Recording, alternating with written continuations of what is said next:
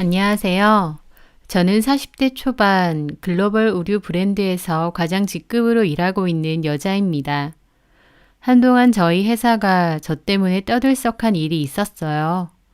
좋은 일도 아니었는데 어딜 가나 다 제 얘기로 들썩이니 참 힘들더라고요. 하지만 제가 잘못한 일도 아니기에 그럴수록 더 고개 들고 당당하게 그 시간들을 버텼습니다. 이제는 시간이 어느 정도 지나서 수군거림도 많이 잠잠해졌고 안 좋게 들썩이던 제 마음도 많이 차분해진 것 같아요. 저에게 어떤 일이 있었는지 그 사연에 대해 말해보려 합니다. 저는 지금 다니고 있는 회사를 아주 좋아했어요.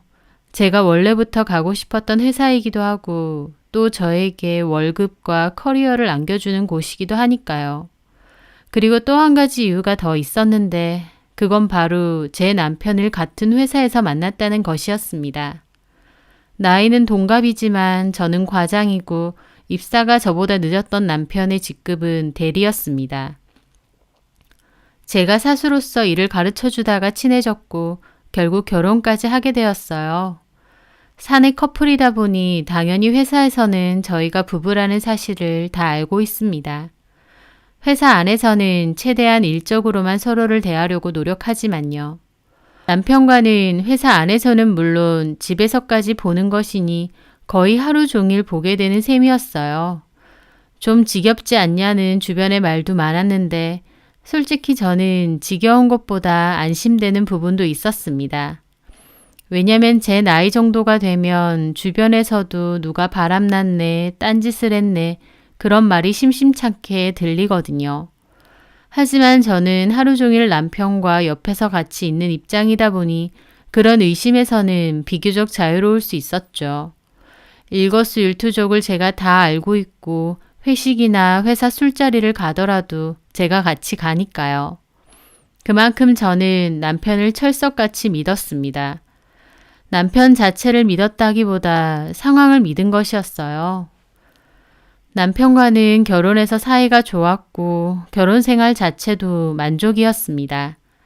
아이가 없긴 했는데 사실 없으면 없는 대로 사는 것도 나쁘지 않겠다 생각했어요. 또 저도 일적으로 욕심이 많다 보니 아이가 생기면 경력 단절이 되지 않을까 걱정이 많았고요. 그래서 아이가 안 생기는 것에도 크게 스트레스 받지는 않았습니다. 딩크 생각도 어느 정도 있기도 했고요. 남편도 저와 비슷한 생각인 것 같았죠. 그러던 어느 날이었어요. 저희 회사에는 신입사원들을 뽑았고 저희 팀에도 2명이 배치가 되었습니다. 저희 팀은 여자 사원으로 2명이었는데 다 싹싹하고 인상도 좋아 보이더라고요. 그런데 그중 한 사원은 유독 덜렁대고 일 배우는 속도가 느리더라고요. 적응도 잘 못하는지 회사 사람들하고도 잘 못 어울리고요.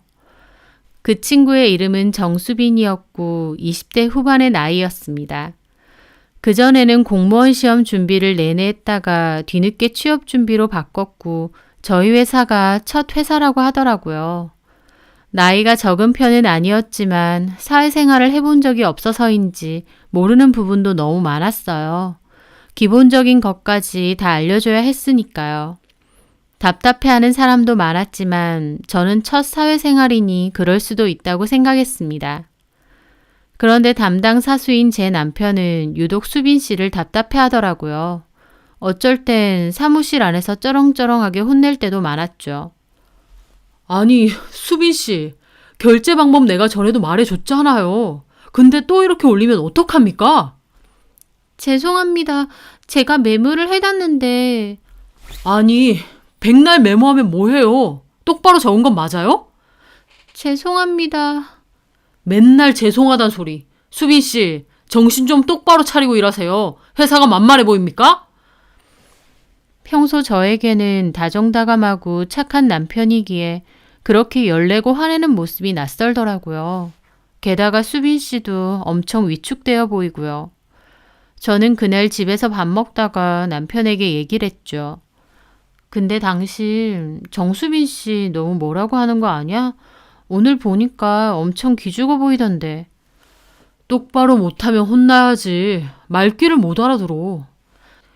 회사 생활 처음이고 그러면 누구나 잘 모르지.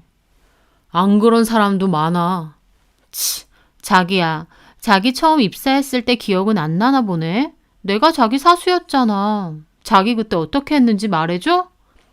왜 그래? 나는 그때도 일 잘했어. 정말? 내가 기억하는데? 제 말에 남편은 저를 흘겨보더라고요. 저는 웃으며 그랬죠. 회사 생활 처음 하는 사람이고 열심히 하려고 하는데 좀 붙돋아줘. 너무 뭐라고 하지 말고.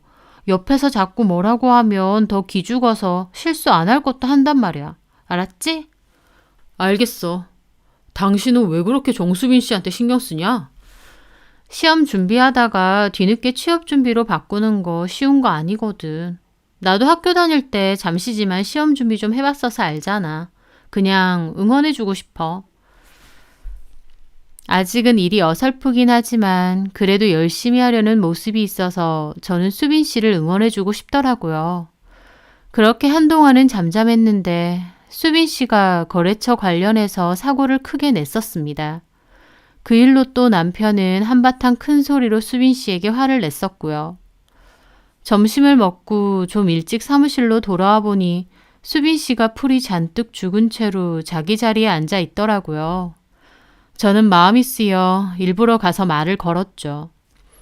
수빈 씨, 식사했어요? 제 물음에 수빈 씨가 깜짝 놀라 일어나더라고요. 네, 간단히 먹었어요. 과장님도 식사하셨어요? 네, 괜찮으면 1층에 카페 갈래요? 내가 커피 한 잔 사줄게요.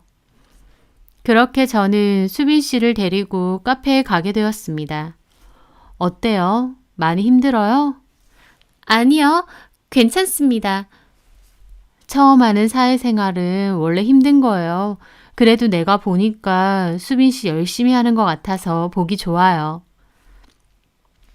저는 수빈 씨를 위해 덕담을 했죠. 그런데 수빈 씨가 가만히 있다가 갑자기 그러더라고요. 저기 과장님 궁금한 게 있는데요. 네, 뭔데요? 과장님이랑 권영재 대리님이랑 결혼하신 거 맞죠? 저는 약간 당혹스러웠습니다. 당연히 업무에 관한 질문을 할 줄 알았는데 갑자기 결혼 얘기를 물어보더라고요. 그것도 눈을 초롱초롱하게 빛내면서요.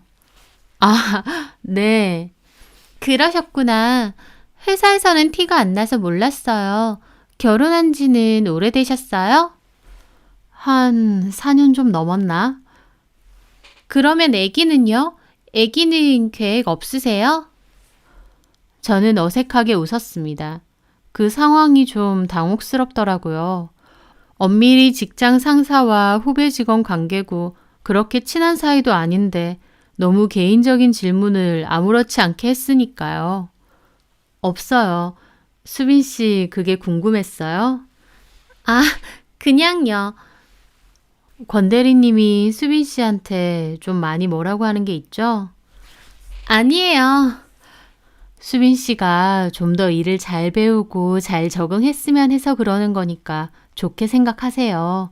원래도 일 가르쳐주는 사수가 좀 타이트하게 해야 일도 금방 배우는 거거든요. 네, 저 권 대리님 좋게 생각해요. 좋으신 분 같아요. 배울 것도 많고 남자답고 얼굴도 잘생기셨고요. 아, 그래요? 네, 과장님한테도 참 잘해주실 것 같아요. 부러워요. 그런 분이 남편이라서.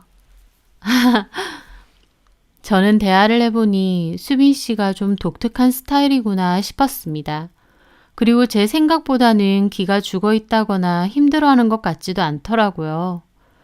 어쨌든 저는 그렇게 격려를 해주는 것으로 그 자리를 끝을 냈죠. 그런데 그맘때쯤 저는 우연히 남편의 카드 내역서를 보게 됐어요. 저희 집은 저와 남편이 각자 통장을 관리하고 얼마간의 돈을 각출해 생활비로 쓰고 있거든요. 결혼 전부터 그렇게 하자고 합의를 봤었습니다. 그런데 서로 돈을 쓰는 것에는 일절 터치를 안 했는데 남편이 카드 내역서를 옷방에 떨어뜨려 놔서 우연히 보게 되었죠. 그런데 좀 놀랐습니다. 카드 값이 굉장히 많이 나왔더라고요. 게다가 내역도 주로 백화점에서 쓴 게 많은 거예요. 현금 서비스도 많이 받았고요. 저는 서로 돈 쓰는 건 터치하지 말자고 했으니 모른 척 할까 하다가 아무래도 궁금해서 그날 저녁 남편에게 물어보았죠. 그랬더니 남편이 엄마 필요한 거 좀 사드렸어. 그렇게 말하더라고요. 그맘때 시어머님이 건강이 부쩍 안 좋아지셨고 남편은 토요일이 되면 종종 2시간 거리인 어머님을 뵈러 가는 일이 많았거든요.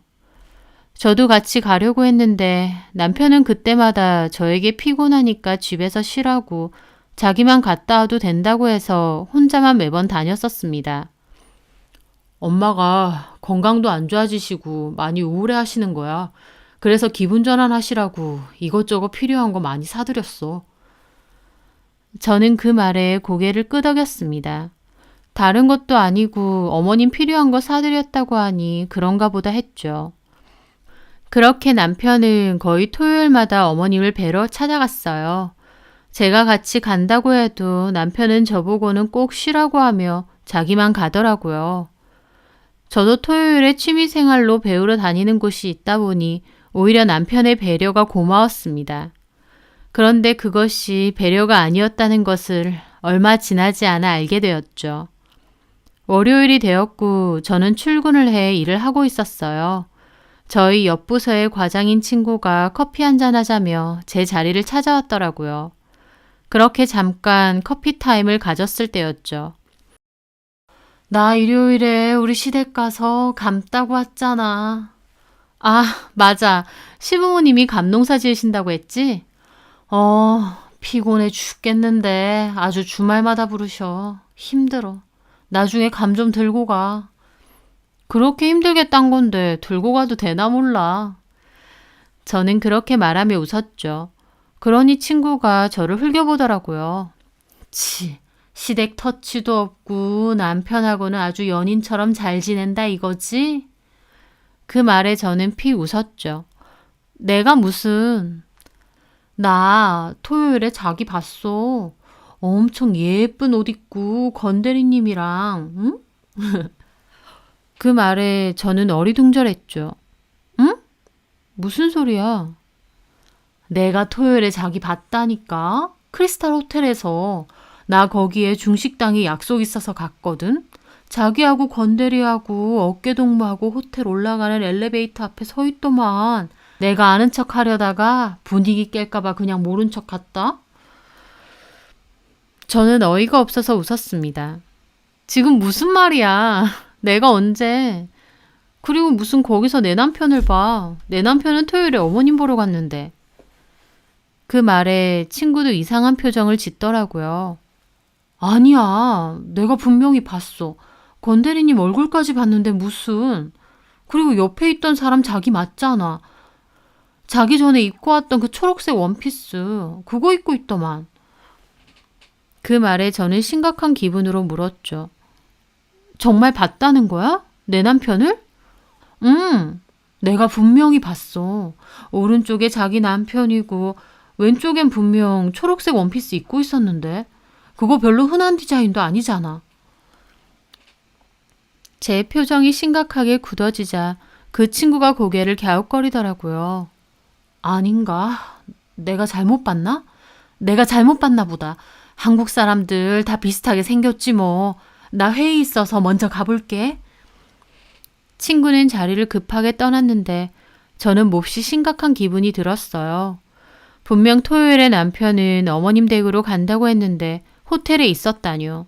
그것도 옆 사람은 제 원피스랑 똑같은 원피스를 입고요. 저는 자리로 돌아왔지만 머리가 복잡해서 도저히 일이 손에 잡히질 않았습니다.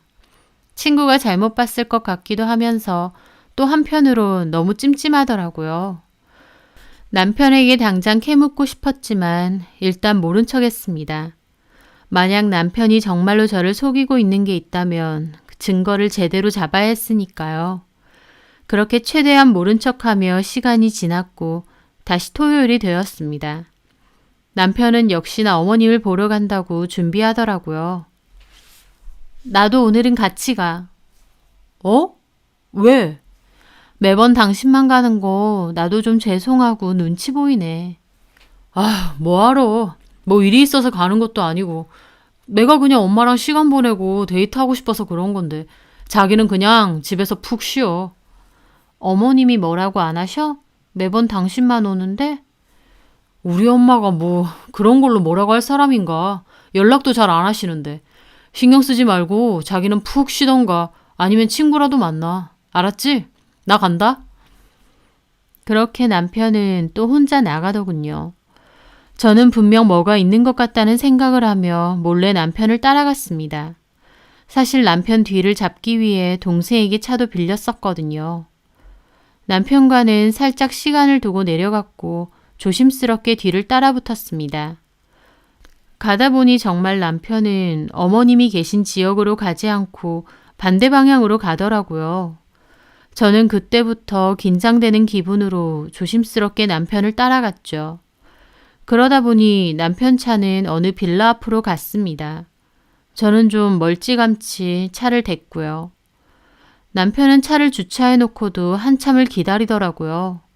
도대체 저기가 어디일까 생각하던 찰나였습니다. 그 빌라에서 한 여자가 나오더니 차 안에 남편에게 손을 흔드는 거였어요. 그 모습에 저는 너무 놀라 일시 정지가 되었습니다.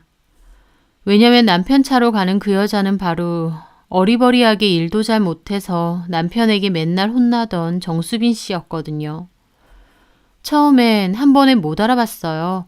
왜냐면 옷차림도 그렇고 회사에서 볼 때랑은 너무 달랐거든요. 그 상황이 더 이상하게 느껴진 건 옷차림이나 헤어스타일이 다 저랑 너무 비슷하다는 것이었습니다. 옷도 제가 갖고 있는 옷이랑 비슷해 보이고요. 남편이 저를 속이고 직장 후배를 따로 만나러 왔다는 것도 기함할 일이지만 수빈 씨의 옷차림 때문에 더 기분이 이상하더라고요. 제가 멍하게 있던 찰나에 남편의 차는 다시 출발했고 저도 놀라서 뒤따라갔죠. 남편의 차는 근처의 식당에서 멈췄고 남편과 수빈 씨는 다정하게 그 안으로 들어가더라고요. 저는 따라서 들어가 봐야 되나 말아야 하나 복잡한 기분으로 가만히 차 안에 있었습니다. 10분 정도가 지났고 남편은 포장한 음식을 들고 밖으로 다시 나오더라고요. 그리고는 다시 차에 올라탔어요. 저는 다시 그것들을 미행했죠. 얼마 가지 않아 남편 차는 한 모텔 주변으로 향했습니다. 남편은 차를 밖에다 대어놓고 수빈 씨, 아니 그 기집애에게 어깨동무를 하고는 모텔로 걸어가더라고요. 한 손에는 포장한 음식을 들고요. 저는 그 순간 차에서 뛰어내려서 동영상으로 그것들을 찍으며 달려갔습니다. 모텔 입구 앞에서 그것들은 저를 발견하고 기함하더라고요.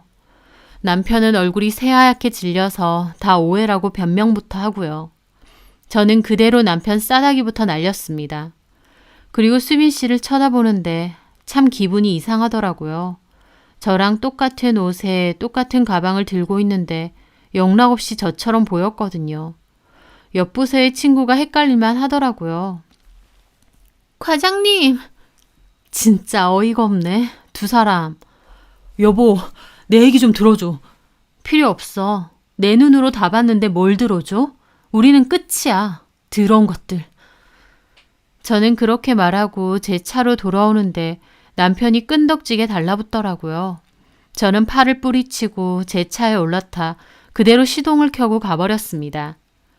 남편이 바람을 핀 것도 놀랍지만 그 상대가 꿈에도 생각 못했던 수빈 씨라니 꿈을 꾸고 있는 건가 싶을 정도였습니다. 회사에서는 엄격한 상사인 척 해놓고 뒤에서는 눈 맞아서 호텔 다니고 모텔 다니고 저는 그것도 모르고 수빈 씨한테 좀 잘해주라고 남편에게 말했던 걸 생각하면 얼마나 기가 막히고 어처구니가 없던지요. 남편은 그 길로 집으로 쫓아왔어요. 오자마자 무릎 꿇고 빌더라고요. 저는 언제부터 그랬느냐 따져 물으니 밖에서 만난 지는 몇 주 안 됐답니다. 일을 잘 못하고 적응도 잘 못하는 것 같아서 격려차 밖에서 밥을 한번 사줬는데 그때 자기한테 막 들이댔고 본인도 실수를 했대요. 그러면서 한다는 소리가 자기가 정수민한테 잘해주라고 했잖아. 그래서 나는 잘해주려다가. 이게 뭔 개소린가 했습니다. 직장 후배에게 일 잘 가르쳐주고 너무 뭐라고 하지 말아라 라는 뜻으로 한 말이지 제가 언제 후배 데리고 모텔 가라고 했나요? 저는 너무 화가 나 집에 있는 물건을 다 집어 던져버렸죠. 뚫린 입이라고 아무 소리나 할래? 내가 후배로서 잘해주라고 했지 모텔 가라고 했어? 네가 제정신이야? 그리고 정수빈이 입고 있는 옷하고 가방 뭐야? 내 거랑 똑같은 거던데 어떻게 된 거냐고. 네가 사준 거지? 남편은 아무 말 못하더라고요. 어찌나 소름이 끼치는지. 바람 피면서 와이프랑 똑같은 옷 입혀서 그러고 싶어? 정신병 있니? 내 옷이랑 똑같은 옷은 왜 입히는데? 어린애랑 바람 피고 싶어서 그런 거지? 아니야 그런 거. 그냥 자기가 입는 게 내 스타일이라서. 웃기지 마. 시댁 간다고 거짓말하면서 회사 후배랑 바람나고 거기다가 나랑 똑같은 옷 입혀 다니고 너 진짜 제정신 아니야.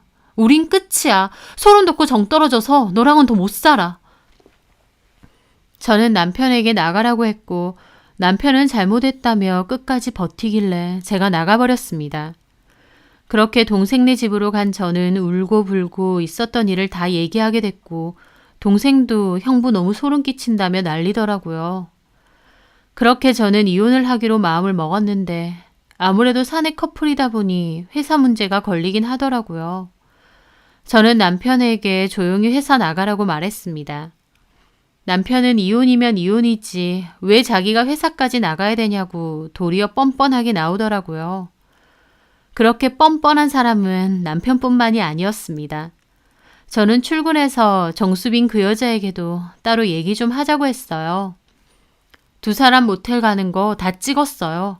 나는 권영재 대리랑 이혼할 거고. 정수빈은 아무 말도 못하고 고개만 떨구고 있더라고요. 생각할수록 기막히고 치 떨리네. 그것도 모르고 회사 생활 잘해보라고 격려해주고. 이봐요, 정수빈 씨. 그래서 나한테 권영재 대리랑 부부냐, 애기는 없냐, 그딴 소리 짓거린 거야? 죄송합니다. 죄송 같은 소리 하네. 바로 사직서 제출하고 회사에서 나가세요. 네? 그럼 우리가 같은 회사 다닐 수 있을 거라 생각했어? 생각이 없는 거야, 뻔뻔한 거야. 저 이 회사 힘들게 들어왔습니다. 나가고 싶지 않아요. 참 기막히고 코막히더라고요. 어찌나 제 남편과 더불어 뻔뻔한지. 그럴 거면서 유부남이랑 그것도 사내에 와이프 있는 유부남이랑 바람을 폈어요. 진짜 무서운 사람이네. 저 권 대리님 좋아하거든요. 그래, 마음껏 좋아해요. 난 이혼할 거니까 실컷 좋아하고 데리고 살아. 대신 회사에선 나가. 안 나가면 두 사람 불륜 사실 다 알릴 거야. 명예훼손? 그까짓 거 벌금 내면 그만이야. 상간소송도 진행할 거고. 같은 회사 다니면서 소문 다 나가고 어디 똥물 제대로 맞아볼래? 제 말에 결국 정수빈 회사 그만둔다고 했습니다. 회사 그만둘 테니 상간소장은 보내지 말아달라 어쩌고 하던데 저는 웃기지 말라고 그거랑은 별개라며 똑똑히 기다리라고 했죠. 남편한테도 똑같이 말했습니다. 이렇게 된 거 회사에 소문 다 낼 거라고. 그 전에 조용히 나가던지 아니면 소문 다 내고 인사징계 받아보던지 선택하라고요. 남편도 어쩔 수 없이 회사 그만두겠다고 하더라고요. 저는 그 길로 이혼 소송도 준비하고 상간 소송도 함께 준비를 했습니다. 회사에선 모르게 조용히 처리되길 바랬지만 그건 제 바램대로 되지 않았어요. 별 이유 없이 두 사람이 갑자기 회사를 그만두게 되었고 또 제가 권 대리랑 이혼한다는 소문까지 도니까 원치 않아도 회사에는 아름아름 소문이 다 났거든요. 제 남편이랑 정수빈 씨랑 바람이 난 것 같다고. 회사 사람들 제 앞에서 대놓고 그 일에 대해 얘기하진 않아도 분위기로 다 알 수 있었죠. 저와 남편 그리고 정수빈을 두고 회사의 소문이 파다하다는 것을요. 저는 피해자인데 그런 시선을 견디는 것도 다 저 혼자 견디고 받아야만 했습니다. 그게 너무 억울하고 힘들기도 하더라고요. 하지만 그럴수록 저는 이악 물고 버텼습니다. 잘못한 게 없는데 제가 거기서 기죽을 이유도 지레 겁먹고 도망갈 필요도 없을 거라고 수도 없이 다짐했거든요. 그렇게 저는 소송을 준비하며 회사에서도 꿋꿋이 버텼습니다. 몸과 마음이 너무 지쳐 안 아픈 곳이 없고 탈모까지 갑자기 생길 정도였지만 저는 제 멘탈을 잘 붙잡고 있었어요. 그렇게 저는 이혼과 더불어 상간소송에서도 승소를 했습니다. 그 과정에서 들어보니 남편은 아는 후배가 있는 다른 회사로 취업을 했고 정수빈과는 따로 만난다고 하더라고요. 아주 끼리끼리 잘 어울린다 생각했고 이제 저랑은 상관없는 것들이다 생각하며 애써 지워버렸습니다.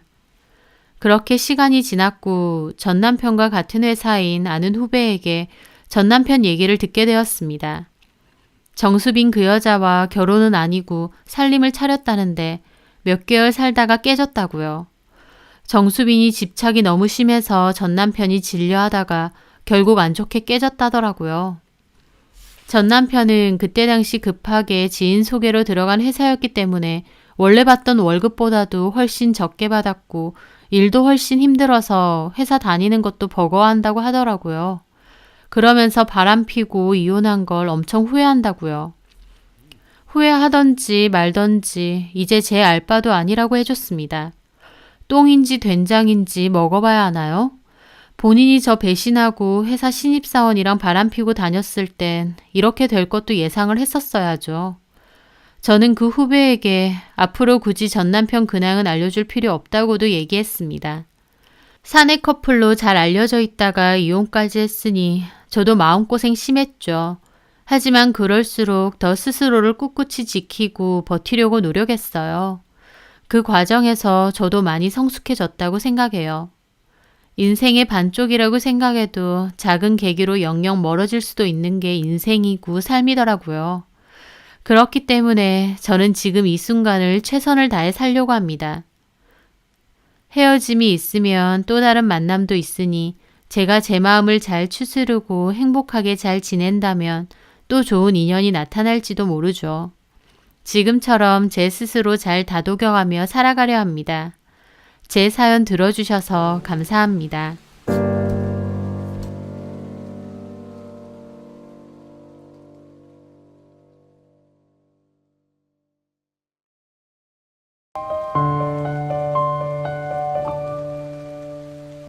안녕하세요. 저는 3살 아들을 키우며 살고 있는 30대 여자입니다. 저는 얼마 전 집 근처에서 우연히 옛날 친구를 만나게 되었는데요. 그 친구와의 끝이 정말 좋지 않았고 진작에 연을 끊었던 친구인데 공교롭게도 우연히 마주치게 되었습니다. 그때 당시에 그 친구의 어떤 선택으로 인해서 그 친구와 제 인생은 참 많이 달라지게 되었는데요. 저와 참 묘한 인연을 가졌던 제 친구와 저의 이야기를 해보려고 합니다. 그 친구와 저는 대학교 때부터 친구였습니다. 그리고 그 친구와 제 사이에 있었던 일을 얘기하자면 하나 빼놓을 수 없는 남자 한 명이 있는데요. 그 남자 이름은 오현중이었습니다. 같은 학교, 같은 학부 동기였죠. 현중이는 대학교 때부터 꽤 비싼 차를 끌고 다녔어요. 아버지가 입학 선물로 사주셨다고 했죠. 현중이는 동기 사이에서 부잣집 아들로 불리곤 했습니다. 그런 소리를 하면 현중이는 자기 집이 무슨 부잣집이냐, 그냥 중산층 정도 된다라는 소리를 잘 했습니다. 현중이는 아버지가 큰 부품 공장을 운영하신다고 했어요. 늘 비싼 옷만 입고 다니고 돈도 학생답지 않게 많았고 또 시원시원하게 잘 썼습니다. 현중이는 방학 때마다 해외여행을 가는 듯 했고 겨울이면 스키 타러 다니고 여름이면 서핑하러 다니며 여유롭게 사는 친구였어요. 게다가 학생인데도 벌써 차가 있었고 그 차가 꽤 비싼 차였기 때문에 제 입장에선 현중이가 신기하게 느껴지기도 하고 마치 다른 세계의 사람처럼 느껴지기도 했습니다. 그 정도로 벽이 크게 느껴졌죠. 왜냐면 저는 집안 형편이 많이 안 좋은 편이었거든요. 대학교는 꼭 가고 싶어서 무리해서 오긴 했는데 학교 등록금은 장학금으로 제 용돈이나 생활비는 아르바이트를 2개씩 뛰면서 충당했습니다. 제 용돈뿐만 아니라 집 생활비도 같이 보태야 했거든요. 그래서 저는 학교 생활 내내 아르바이트 아니면 도서관에서 주로 살았습니다. 성적에 신경을 많이 쓴 것도 장학금 때문이었죠. 장학금을 놓치면 학자금 대출을 받아야 되는데 그렇게 되면 너무 큰 부담이 될 걸 아니까요. 그렇다 보니 저는 은연중에 현중이와 나는 다른 세계에 사는 사람이라는 생각이 몹시 뚜렷했습니다. 그런데 현중이가 어느 날 저에게 고백을 했어요. 오랫동안 저를 짝사랑했다고요. 저는 그 고백을 거절했습니다. 마음은 고맙지만 내 형편상 누군가를 만나기도 어렵고 또 너랑 나랑은 너무 다른 사람 같다고 솔직하게 말했죠. 제 말에 현중이는 어이없어 하더라고요. 다르긴 뭐가 다르냐고, 같은 학교 다니고 다 같은 친구 아니냐고요. 자기가 별나라에서 온 외계인도 아닌데 뭐가 다른 세계냐고 되묻더라고요. 그러면서 저한테 하는 말이 젊었을 때 많이 놀러도 다니고 연애도 해야 되는 거 아니냐면서 저보고 왜 그렇게 아르바이트를 전전하고 돈 벌고 공부하는 데만 혈안이 돼서 사는지 이해가 안 된답니다. 여유 있는 집에서 돈 걱정 한 번 없이 살아온 현중이는 제 상황을 전혀 이해 못 하더라고요. 그게 현중이의 잘못이 아니라 저 같은 삶을 경험해보지 못했기 때문에 생각하는 게 아예 다르다고 이해했습니다. 그게 결국 현중이와 저의 벽이기도 했고요. 저는 현중이에게 어쨌든 나는 지금 누구 사귈 생각이 없다고 거절을 했고 그 뒤로는 좀 서먹해지기도 했었어요. 그러다가 저는 대학교 졸업을 했고 현중이는 마지막 휴학을 하고 미국 여행을 간다고 했습니다. 그렇게 졸업 후에는 개인적으로 연락도 만나는 일도 없었다가 졸업 후 3년 정도 지난 뒤에 동기 모임에서 다시 만나게 되었어요. 저는 은행에 취업해서 다니고 있었고 현중이는 아버지 공장에서 일을 배우고 있다더라고요. 나중에 물려받는다고요. 현중이는 여전히 여유롭고 자신감 넘치는 모습이었습니다. 저도 제 스스로 돈을 벌기 시작하고부터 조금은 여유가 생기긴 했지만 그래도 여전히 집안 형편은 어려웠고 빠듯하게 살고 있긴 했죠. 현중이는 그 동기 모임 후에 저에게 다시 연락을 했습니다. 제가 그동안 많이 궁금했고 보고 싶었다고 하면서요. 그러면서 예전에는 고백을 거절했지만 이제는 자기를 받아주면 안 되느냐고 하더라고요. 저를 계속 잊지 못하고 그리워했다고 하면서요. 저도 인간적으로 현중이가 싫은 건 아니었습니다. 성격도 시원시원하게 좋고 남자답고 매력도 있는 사람이었으니까요. 대학교 때 저는 연애를 할 만한 여유도 없고 또 상대가 부잣집 아들인 현중이라는 게 자신감이 없어서 거절했던 것도 있었습니다. 하지만 이제는 저도 직장인으로서 돈을 벌고 있고 조금의 여유는 생겼다 보니 연애도 하고 싶고 애인도 만들고 싶더라고요. 게다가 그 오랜 기간 동안 저를 보고 싶어 하고 그리워했다는 현중이의 진심이 느껴져서 마음이 움직였습니다.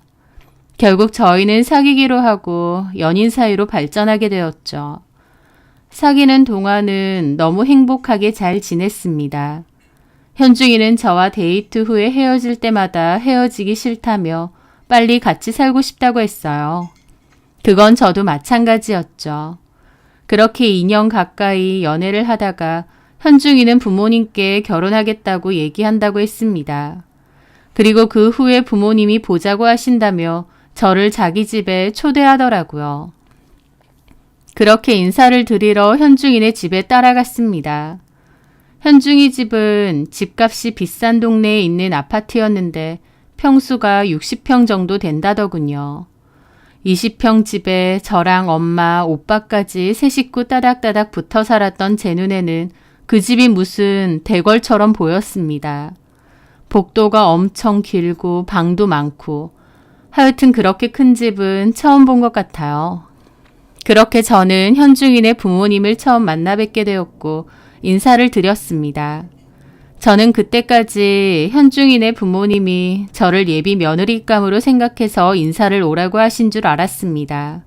하지만 막상 만나보니 그게 아니라는 것을 바로 알게 되었죠.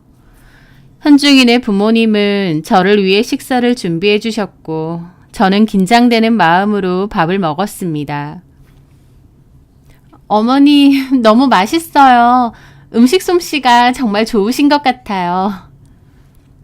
저는 쑥스럽지만 그래도 용기를 내서 어머님께 그렇게 말했습니다. 그런데 어머님이 내가 한 거 아니야. 이래주는 아주머니 있어. 나는 요리 못해. 라고 하시더라고요. 아, 네. 근데 혜진이는 나를 언제 봤다고 어머님 소리가 술술 잘 나오네. 얼굴이 좀 두꺼운 편인가?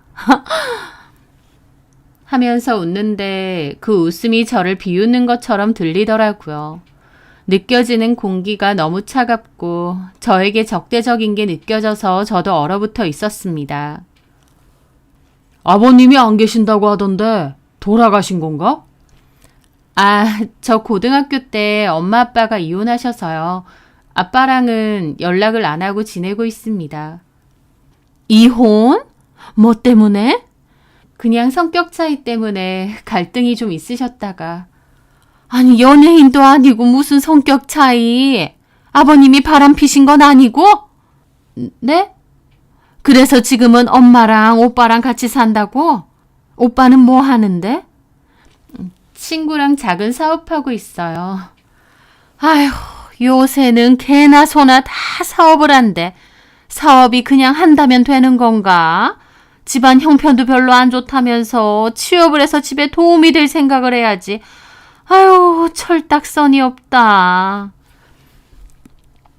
그러시는 겁니다. 저희 오빠를 욕하는 말에 저도 기분이 확 상했죠. 저희 오빠 그렇게 철딱선이 없는 사람 아니고 공대 나와서 IT 기술 관련 벤처 사업을 시작하고 있었거든요. 기술 덕분에 투자자도 많고 오빠도 똑똑한 사람이라 얼마든지 잘 해나갈 수 있는데 사업이라는 두 글자에 저희 오빠를 바로 철딱선이 없는 사람 만들더라고요. 딱 보니 현중이네 부모님은 애초에 제가 무슨 말을 하든 다 무시할 작정이었던 것 같았죠. 혜진이는 은행 다닌다고? 네, 텔러? 그 창구에서 일 보는? 네. 어머님은 뭐 하시고? 이모가 찜닭집을 하시는데 거기서 같이 일하세요. 식당에서 참모? 아, 네, 그러면 뭐 거의 혜진이가 집안 가장인 거네. 그치? 아니요. 엄마도 오빠도 다 각자 자리에서 열심히 일하세요. 그렇게 열심히 일한다면서 왜 사는 곳은 그런 동네에 그런 곳이야? 내가 알아보니까 30년도 더 넘고 손바닥만한 아파트 살더만. 동네도 영. 어머님의 노골적인 비난에 저는 깜짝 놀랐습니다. 너무 기분 나쁘고 불쾌하고 저는 그 상황이 너무 곤란하고 불편해서 뭘 어떻게 해야 할지 모르겠는데 정작 옆에 있는 현중이는 자기 일이 아닌 양 그냥 밥만 먹고 있는 거예요. 그 모습에 저도 너무 실망을 했죠. 어머님도 아버님도 노골적으로 제가 싫은 티를 내셨고 무시를 하셨어요. 저는 머릿속에서 내가 애초에 마음에 안 드신데 왜 불렀을까? 그 생각밖에 없었습니다. 그렇게 가시방석 같은 만남을 끝내고 그 집을 나서는데 서러움에 눈물이 막 흐르더라고요. 내가 왜 이런 소리를 들어야 되나 비참하고요. 현중이도 놀라서 왜 우냐고 하는데 진짜 몰라서 묻는 건가 싶은 겁니다. 너네 엄마 아빠가 나 대놓고 저렇게 무시하는데 왜 우냐고? 뭘 무시해. 우리 엄마 아빠 원래 좀 직설적으로 말하셔. 너뿐만 아니라 나나 내 친구들한테 툭툭거리면서 말하셔. 직설적인 거랑 무시하는 거랑 같아? 애초에 나랑 너 결혼시킬 생각도 없으신 것 같은데 나를 왜 부르신 거야? 아니야. 엄마가 너 한번 집에 초대하라고 했어. 그러니까 음식도 그렇게 다 준비해 놓은 거지. 너 나랑 같은 공간에 있었던 거 맞니? 너네 엄마 아빠가 나 개무시하는 거 너는 전혀 안 느껴졌어? 아, 혜진아. 그거 너무 자격지심이다. 무시하는 게 아니라 며느리감으로 궁금하니까 이것저것 물어보시는 거지. 라는데 눈치가 없는 건지 없는 척 하는 건지 모르겠더라고요. 저는 됐다고 하고 더러운 기분으로 집으로 돌아왔죠. 엄마랑 오빠는 현중이네 인사 간다더니 어떻게 됐느냐고 물어봤고 저는 열심히 사는 저희 엄마랑 오빠까지 욕보였다는 생각에 미안하기만 했습니다. 그 아니나 다를까 현중이네 집에선 저와의 결혼을 반대하셨어요. 솔직히 애초에 제 조건이 마음에 안 드신 거면서 현중이에게는 제 성격 때문에 제가 마음에 안 든다고 하셨답니다. 저를 직접 만나보니 사람이 어둡고 잘 웃지도 않고 성격이 별로인 것 같대요. 그래서 결혼 반대한다고요. 참 어이없었죠. 본인들이 조건 보고 저를 애초에 받아줄 마음도 없었으면서 속물소리를 듣기 싫은지 제 탓을 하는 겁니다. 그런데 거기다 대고 현중이는 저보고 엄마 아빠한테 좀 잘 보이지 그랬어. 싹싹하게. 라는 겁니다. 애초에 저 무시하고 까내리려고 작정한 사람들 앞에서 제가 어떻게 잘 보이나요? 그리고 제가 자존심도 없는 것도 아니고 왜 그래야 되나요? 너네 엄마 아빠가 나한테 상처 주는 말 한 거 뻔히 옆에서 들어놓고 내 탓하는 거야? 진짜 너한테도 실망이다. 그러지 말고 내가 다시 자리 마련할 테니까 이번에는 좀 귀염성 있게 굴어봐. 싫어. 내가 왜? 아, 결혼 안 할 거야, 너랑? 안 할 거야. 이렇게 무시당하고 기분 나쁠 거면 너랑 결혼 안 해. 너 어떻게 그렇게 말을 하냐? 나랑 끝내도 상관없다는 거야? 너 나랑 헤어질 수 있어? 애초에 너네 부모님이 나 마음에 안 들어 하시는 거 보면 우리는 결혼하기 힘들어. 네가 하기 싫은 거 아니고 나를 위해서 우리 엄마 아빠 비위 한번 못 맞춰줘? 단순하신 분들이라 네가 좀만 귀염성 있게 하면 얼마든지 환영해 주실 분들이야. 너는 너네 엄마 아빠를 나만큼이나 모른다. 너네 부모님은 애초에 나 받아줄 생각이 없어. 나도 그런 결혼하고 싶지 않고. 그렇게 저와 현중이는 크게 싸웠고 제 입에선 헤어지자는 소리까지 나왔습니다. 저도 여전히 현중이를 좋아하지만 현중이네 부모님에게 대놓고 무시당했고 딱 봐도 저를 전혀 반기지 않아 하시는데 억지로 매달려서 결혼 허락해달라고 하고 싶겠나요? 헤어짐은 너무 가슴 아팠지만 어쩔 수 없이 끝이라고 생각했습니다. 하지만 그 후 매달리는 건 제가 아니라 현중이었어요. 현중이는 저랑 헤어질 수 없다고 자기 부모님이 저에게 무례했던 거 맞고 부모님을 잘 설득할 테니 조금만 기다려달라고 하더라고요. 저도 사실 헤어지자곤 했지만 여전히 현중이를 좋아했고 미련도 있었습니다. 그래서 현중이가 하자는 대로 따르기로 했죠. 저는 그때 친구들을 만나서 힘든 상황과 심경을 울면서 털어놓았습니다. 우리 부모님 이혼하시고 우리 집 형편 안 좋은 거 아니까 그 부모님 눈에는 내가 안 차는 모양이야. 그래도 현중이는 너에 대한 마음 여전하잖아. 자기 부모님 잘 설득하겠지. 솔직히 그 부모님을 설득한다고 해도 내가 그런 결혼 생활을 잘 해나갈 수 있을지 모르겠어. 하긴 그것도 그렇다. 그렇게 너 마음에 안 들어 하시는데 결혼했다고 짠 하고 좋아질 것도 아니고 시집살이도 장난 아니겠어. 그러니까. 그래도 넌 현중이가 좋은 거지? 좋으니까 못 헤어지고 이러고 있는 거겠지. 우리 엄마도 오빠도 나도 늘 열심히 살았는데 남들 눈에는 한없이 부족하고 모자라 보이나 봐. 현중이네 집이 부자여서 그렇지 뭐. 일반적인 집이라면 너 정도 조건 그냥 평범하다고 생각할 텐데. 현중이네 집도 좀 살다 보니까 며느리 보는 기준도 좀 높을 거 아니야. 그러게. 그분들한테는 내가 성에 안 찰만도 해. 그럼 일단 기다려보는 거야? 현중이가 부모님 설득해 보겠다고 해서 일단은 현중이 믿고 기다리기로 했어. 그렇게 저는 착잡한 심정이었습니다. 솔직히 저도 이런 결혼을 하는 게 맞는 건지 싶기도 하면서도 그때는 현중이가 너무 좋고 헤어지고 싶지 않았어요. 조건 때문에 헤어진다는 게 너무 서글프기도 했고요. 그래서 현중이가 자기 부모님을 설득한다는 걸 기다렸습니다. 그런데 얼마 뒤 현중이는 저에게 갑자기 이별을 고했습니다. 부모님은 완강하게 저를 반대하시는데 자기도 부모님 뜻을 더는 거스를 수 없다고 하더군요. 미안하다 혜진아. 솔직히 마음으로는 부모님보다 너를 선택하고 싶기도 해. 근데 너도 알잖아. 나 아버지 밑에서 일하는 거. 내가 뭐 할 줄 아는 게 있냐? 다른 회사에서 일해본 적도 없고 나는 그냥 아버지 밑에서 일 착실하게 배우다가 나중에 그 공장 물려받아야 돼. 나는 엄마 아빠랑 인연 끊고 살 수가 없는 인생이야. 혜진이 네가 내 선택도 이해를 좀 해줘. 현중이는 저에게 이별을 고했고 저는 쓴 눈물과 함께 그 이별을 받아들였습니다. 부모님 말을 거역할 수 없어서 헤어지자고 하는데 제가 거기서 울고 불고 매달릴 수도 없는 거고 그럴 이유도 없겠더라고요. 다만 저도 현중이를 너무 좋아했고 사귀는 동안 늘 미래를 함께 그려왔었기 때문에 이별 후 후폭풍이 몹시 심했습니다. 연락이 오지 않을 걸 알면서 자꾸만 폰을 보게 되고 예전에 함께 찍었던 사진들을 자꾸만 보게 되고 가만히 있다가도 눈물이 막 흐르고 그랬죠. 헤어지지 말자고 다시 연락해서 매달릴까?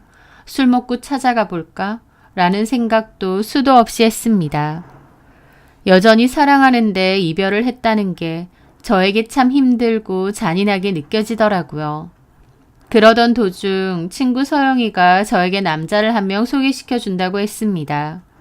그 남자는 서영이의 친구인데 너무 괜찮은 남자라면서 한번 만나보라고 하더라고요. 됐어. 무슨 남자야. 헤어진 지 얼마나 됐다고. 사람은 사람으로 있는다는 말도 몰라? 너 너무 힘들어 보여서 지켜보는 내가 마음이 안 좋아서 그래. 네 마음은 고맙지만 누구 만날 생각 없어. 혹시 아직도 현중 씨 기다리는 건 아니지? 그런 건 전혀 아니야. 그럼 그냥 가볍게 한번 만나나 봐. 부담 갖지 말고. 너무 괜찮은 친구란 말이야.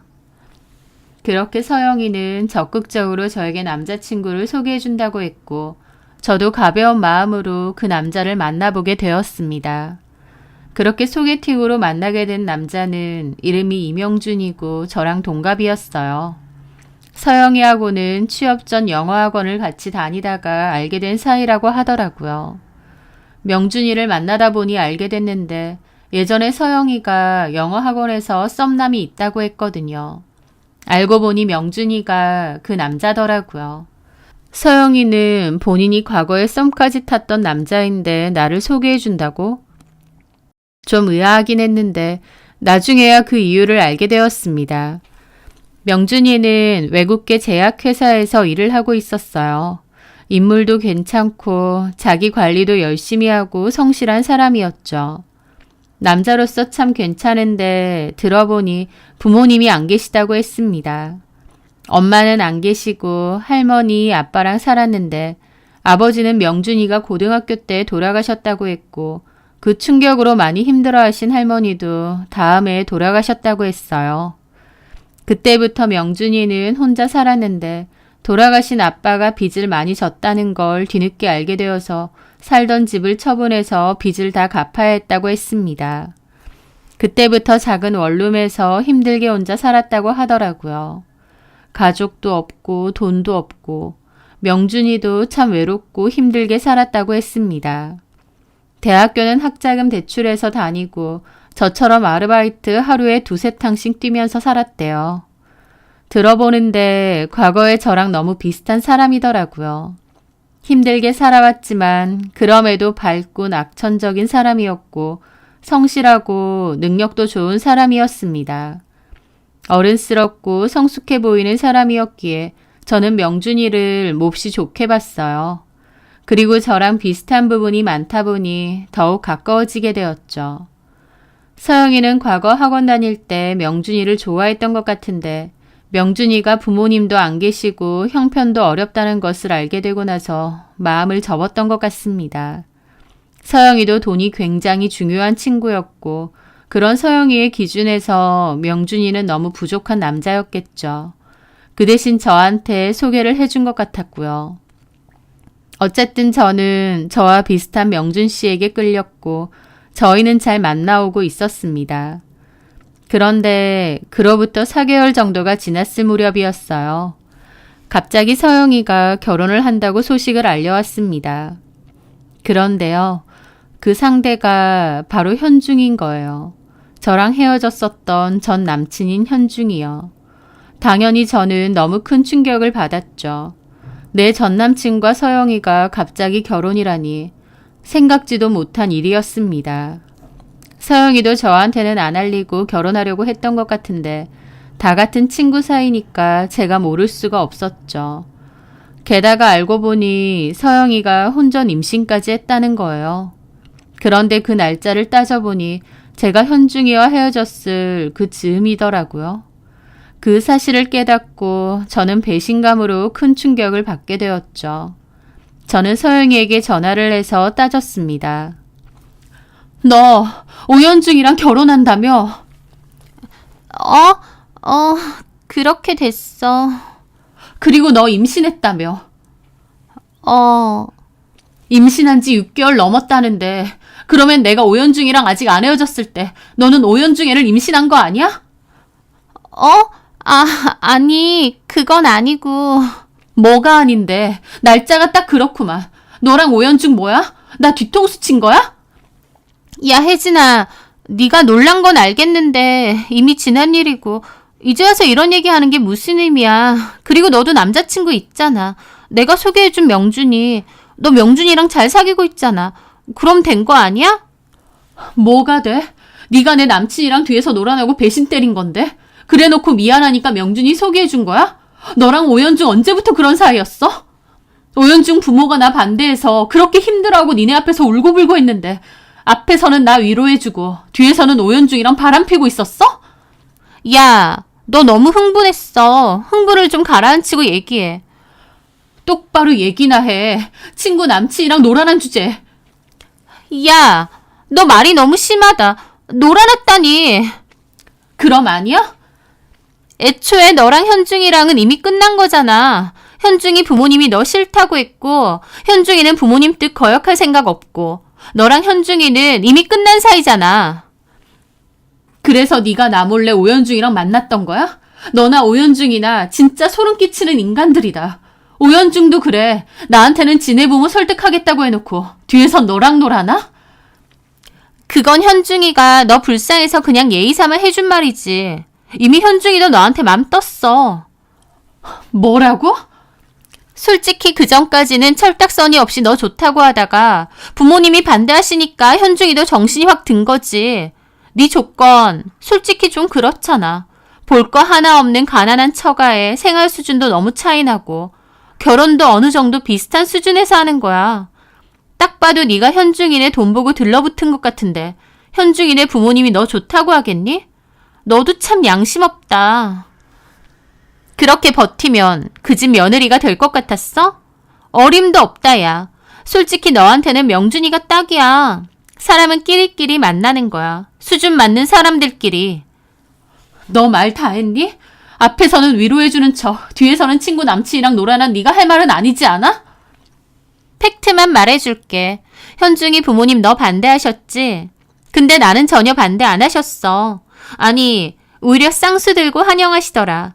우리 집은 현중이네 집이랑 수준 비슷하고. 결혼은 그렇게 하는 거야. 서로 비슷한 사람들끼리. 각자 본인 수준에 맞는 짝 맞춰서 찾아간 건데 왜 이렇게 열을 내고 난리야? 너야말로 현중이 붙잡아서 네 구질구질한 인생 좀 나아졌으면 했나 본데 그게 안 돼서 이렇게 화난 거 아니야? 라는데 저는 그 말에 입을 다물지 못했습니다. 이런 소리를 쏟아붓는 게 정말 제가 알던 제 친구가 맞나 싶었어요. 원래 이런 앤데 그동안 서영이의 실체를 몰랐던 건지 아니면 제 남친 뺏어서 결혼하는 것에 정당성을 부여하고 싶어서 일부러 더 막말을 하는 건지 어찌됐든 더 이상 상종 못할 인간이라는 건 확실히 느껴지더군요. 그래, 알겠다. 그만하자. 인간 같지도 않은 너랑 오연중한테 내가 무슨 얘기를 더 듣겠니? 결혼해. 결혼해서 애 많이 낳고 잘 살아봐. 둘이 아주 잘 어울리네. 근데 이건 알아도 오연중은 나랑 만나고 있는 동안 너랑 바람난 건데 바람 피는 인간들 한 번만 피는 경우는 없다고 하거든? 결혼 생활 내내 오연중 딴짓 안 하는지 감시 잘하고 데리고 살아라. 뭐라고? 너네 결혼식은 기분이 더러워서 못 가겠다. 잘 먹고 잘 살고 앞으로는 연락하는 일 없도록 하자. 그렇게 저는 서영이와의 전화를 끊었고 제 연락처에서 서영이와 오연중도 다 지워버렸습니다.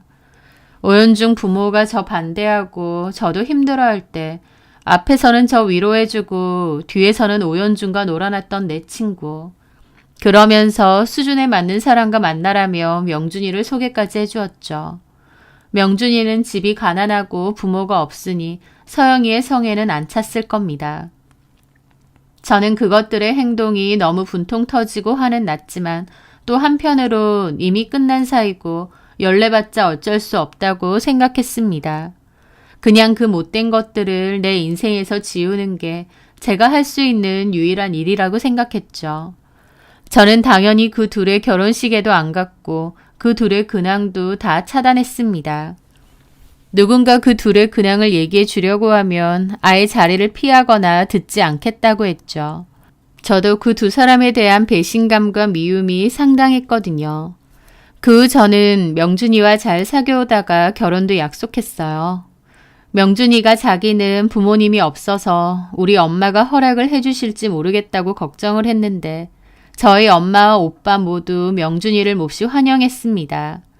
저희 엄마 말로는 명준이가 인성도 좋아 보이고 책임감도 있어 보여서 남편감으로 참 괜찮은 사람 같다고 했어요.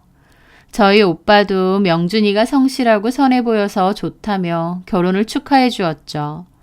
그맘때쯤 오빠 하는 사업이 꽤 괜찮아서 오빠는 저 결혼한다고 꽤 큰 돈을 보태주기도 했습니다. 명준이와 저는 신혼집으로 작은 전셋집을 하나 마련했어요. 집은 비록 작고 외진 곳이었지만 거기서 서로 아껴주며 알콩달콩 잘 살아갔습니다. 둘 다 월급쟁이인데다 워낙 시작을 작게 한 편이다 보니 어느 세월에 우리 앞으로 번듯한 집 한 채 마련하겠나 싶긴 했습니다. 대출을 하려고 해도 너무 많이 해야 했고요. 하지만 남편도 저도 열심히 일하고 아껴가며 사니까 언젠가는 우리만의 행복한 보금자리를 마련할 수 있을 거라는 희망도 있었습니다. 그리고 무엇보다 서로 많이 사랑하고 의지하면서 사니까 그것만으로도 충분히 행복하고 좋더라고요. 그렇게 결혼하고 1년 정도 지났을 무렵 저는 아이를 임신하게 되었습니다.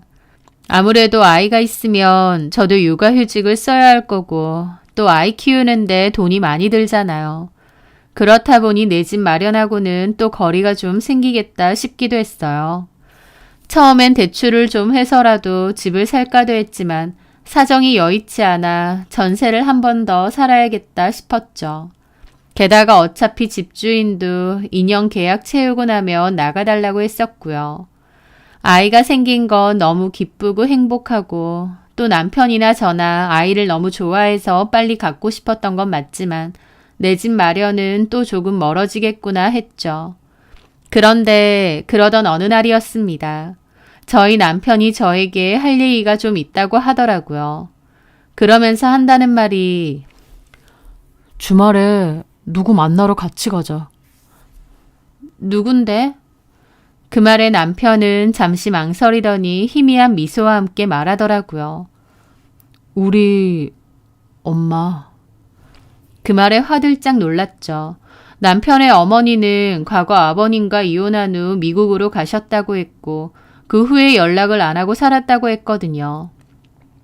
그래서 남편은 자기가 부모님이 없다고 잘 그랬고요.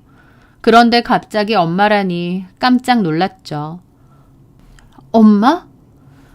미국에 사시는데 나보러 며칠 전에 들어오셨어. 실은 반년 전에도 한번 연락이 왔었어. 나를 계속 찾았다고 하시더라고. 그때는 내가 마음의 준비도 안 되어 있고 별로 보고 싶지 않아서 안 본다고 했어. 엄마가 나를 버리고 갔다는 생각이 좀 커서 원망이 컸었나 봐. 근데 그 뒤로 나도 엄마 생각이 계속 나고 그립기도 하고 한번 보고 싶기도 하더라고. 왜 나한텐 얘기 안 했어? 그때 말할까 하다가 그냥 말 못했어. 근데 얼마 전에 엄마가 다시 연락이 왔더라고. 그래서 이번엔 뵙기로 했어. 우리 사는 곳으로 오신다고 했고. 저는 갑자기 남편의 어머님이 오신다고 하니 꽤 놀랐습니다. 저한테는 갑자기 시어머니인 분이 오시는 거니까요. 어떤 분일까, 왜 남편을 보러 온다고 하시는 걸까 걱정도 됐습니다. 오랫동안 찾지 않았다가 이제 와서 남편을 찾는 걸 보면 좋은 일로 찾는 게 아닐 수도 있으니까요. 하지만 남편을 위해선 잘 됐다고 생각했습니다. 남편도 알게 모르게 어머니에 대한 그리움이 있어 보였거든요. 남편은 어머니를 만나러 가기 전 불안함과 그리움이 뒤섞인 표정이었죠. 저는 이제 와서 아들을 찾는 어머님의 의도는 모르겠지만 어쨌든 남편에게 어머님을 한번 만나보는 건 좋은 것 같다면서 같이 나가보자고 했습니다. 그렇게 약속 날이 되었고 저와 남편은 약속 장소로 갔습니다. 약속 시간보다 10분이나 일찍 갔는데도 한 중년의 여성분이 먼저 앉아서 기다리고 계시더라고요. 풍기는 이미지가 남편과 비슷했기에 처음 보는 얼굴임에도 바로 남편의 어머니구나 알 수 있었습니다. 고상하고 우아한 느낌이셨고 그분도 아들을 바로 알아보시는지 자리에서 일어나셨어요. 남편은 떨리는 기분으로 그리로 갔고 저는 남편의 손을 꽉 잡아주었습니다. 어머님은 눈물이 그렁그렁해서 저희 남편을 보시더라고요. 명준이니? 안녕하세요. 이게 얼마만이야? 어머님은 눈물을 터뜨리시면서 남편을 안았습니다. 남편도 어머님 품에서 참아왔던 눈물을 흘리더라고요. 옆에서 지켜보는 저도 좀 울컥하더라고요.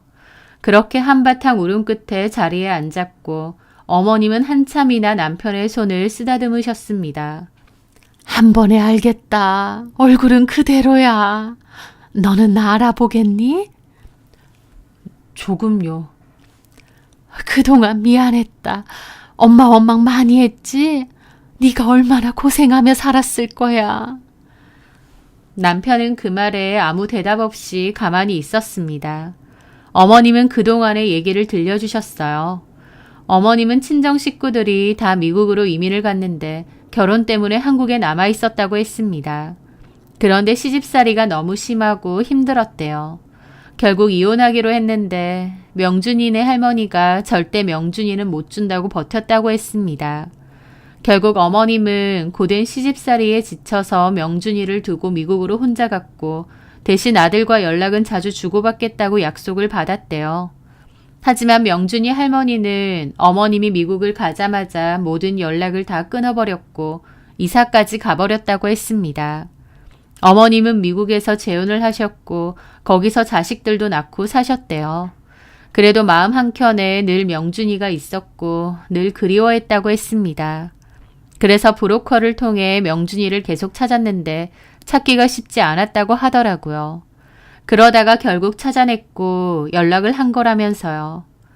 어머님은 계속 미안하다고 하셨고 저희 남편은 이미 지나간 일이니 괜찮다고 했습니다. 그렇게 어머님은 눈물을 훌쩍이며 저를 보시더라고요. 우리 명준이 와이프? 네, 김혜진이라고 합니다.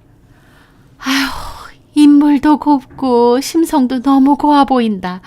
명준이 말로 임신했다던데. 네, 4개월 좀 안 돼요. 기특해라. 그러면서 제 손을 꼭 잡고 쓰다듬고 예뻐해 주시더라고요. 오래 전이긴 하지만 저를 싸늘하게 쳐다보고 무시했던 과거 오연중의 부모님이 문득 생각나 기분이 좀 묘하더군요. 어머님은 일주일 뒤에 미국으로 다시 돌아간다고 하셨고 있는 동안 저와 명준이에게 이런저런 선물도 많이 해주셨습니다. 그리고 떠나기 전 가장 큰 선물을 해주셨어요. 어머님이 한국에 소유하고 있는 아파트가 있다고 했는데요. 거기서 저희 보고 살라고 하셨습니다. 나중에 때 되면 명준이에게 증여하겠다고 하시면서요. 평생 동안 제대로 키우지도 못한 아들에게 미안해서 어머님이 주시는 선물이라고 했죠. 처음에는 아파트에서 살게 해주신다고 해서 마냥 기뻤어요. 저희도 마침 집주인이 나가달라고 해서 새 전셋집을 알아봐야 했던 참인데 어머님이 도와주신다고 하니 너무 잘됐다 싶었습니다. 그런데 알아보니까 그 집이 비싼 동네에 있는 아주 비싼 아파트더라고요. 저희 형편에 너무 비싼 아파트라고 했고 거절했는데 어머님은 명준이에게 미안한 만큼 그 집은 우리 살게 해주고 싶었다면서 부담 가지지 말고 들어가 살라고 해주셨죠. 더군다나 이제 아이를 낳고 키워야 되는데 자꾸 이사 다니지 말고 거기서 정착해서 쭉 살라고 하시면서요. 어머님에게 덜컥 받기에는 너무 비싼 곳이라 망설여졌습니다. 하지만 어머님은 저희 보고 계속 들어가서 살라고 하셨고 결국 남편과 많은 의논 끝에 저희는 감사하게 그 집에 들어가서 살기로 했습니다. 오래된 구축 빌라의 전셋집 살다가 그렇게 크고 좋은 집으로 이사를 가니 정말 좋더라고요. 그렇게 남편과 저는 어머님이 살라고 해주신 그 집에서 그때부터 살게 되었습니다. 제가 거기 산다고 하면 듣는 사람들이 그렇게 비싼 곳에 사느냐고 다들 깜짝 놀라더라고요. 저도 살면서 그렇게 좋은 집은 처음 살아본 거다 보니 살면서도 한 번씩 신기해서 내내 쳐다볼 때도 많았죠. 그렇게 시간은 흐르고 흘러 아이를 출산한 지도 3년 정도 흘렀을 때였습니다. 저는 아이와 함께 소아과에 갔다가 집으로 돌아오고 있을 때였어요. 아파트 후문 쪽을 통해서 집으로 들어가려고 하는데 후문 근처에 있는 유아 대상 학습지를 판촉 행사하는 분들이 있더라고요. 제가 유모차를 끌고 오니까 저한테도 그분들이 다가왔죠. 안녕하세요, 어머니. 유아 대상으로 좋은 교육이 있어서 알려드리려고 하거든요. 시간 되시면 잠깐만 들러서 설명만 조금 듣고 가시는 거 어떨까요? 그 말에 저는 웃으면서 거절했죠. 아, 죄송해요. 지금 바로 집에 들어가 봐야 돼서요. 아, 그러면 명함이랑 전단지 한 장 드릴 테니까 집에 가서 한번 보시고 연락 주세요. 좋은 교육이라 어머님도 관심 생기실 거예요. 네, 그럼 그거라도 주세요. 그런데 그 여자분이 그러더라고요. 한서영 씨, 거기 전단지하고 좀 갖고 오세요.